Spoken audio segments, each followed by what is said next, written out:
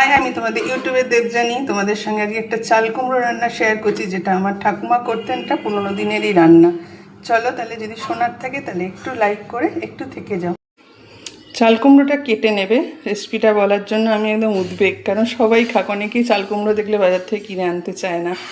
তারপরে তুমি সেটাকে কুচি কুচি করে কেটে ধুয়ে রেখে দেবে। তারপরে কড়াইতে তেজপাতা, শুকনো লঙ্কা আর 5 ফোড়ন ফোড়ন দিয়ে, ফোড়নে যখন একটা স্মেল বেরোবে সেই সময় ওই কাটা চাল কুমড়োটা দিয়ে দেবে। দিয়ে হলুদ নুন উপর দিয়ে দিয়ে ঢেকে দেবে। এটা একটু সিমে করে করে করবে।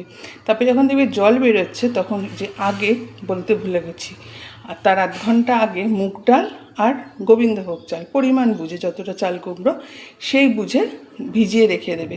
তারপরে যখন দেখবে ওখান থেকে জলটা বেরিয়ে এসছে, তখন এই মুগ ডাল আর চালটা ধুয়ে, মানে জলটা ফেলে দিয়ে ওটা দিয়ে দেবে। দিয়ে সিমে করে করতে করতে যখন তুমি মুগ ডালটা একটু ফাটা ফাটা হয়ে গেছে, সে সময় বুঝবে মোটামুটি হয়ে গেছে। তখন তুমি একটুখানি জিরের গুঁড়ো দিতে পারো, ধনের গুঁড়ো দিতে পারো, কাঁচা লঙ্কাটা একটু বেশি দিও, যাতে একটু ঝাল ঝাল হবে, খেতে দুর্দান্ত লাগবে। তাই ওইটা করবে, করে আবার সিমে করতে করতে দেখবে একদম মাখা মাখা হয়ে যাবে ব্যাপারটার, গন্ধটাও খুব সুন্দর হয়। করে তারপরে যখন দেখবে পুরোটা হয়ে গেছে, তখন তুমি অনেক সময় ভাজা মশলাও দিতে পারো, নয়তো ঘি দাও। আমি তো ঘি দিয়েছি। ঘি দিয়ে ঢাকা দিয়ে রেখে দাও। তবে কিছুক্ষণ পর সেটা নামিয়ে পরিবেশন করো বা নিজে খাও।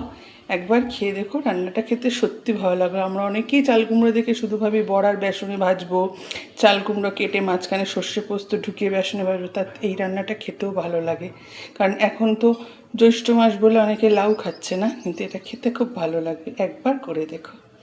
একটা লাইক করে যাও, পারলে একটা সাবস্ক্রাইব করে যাও।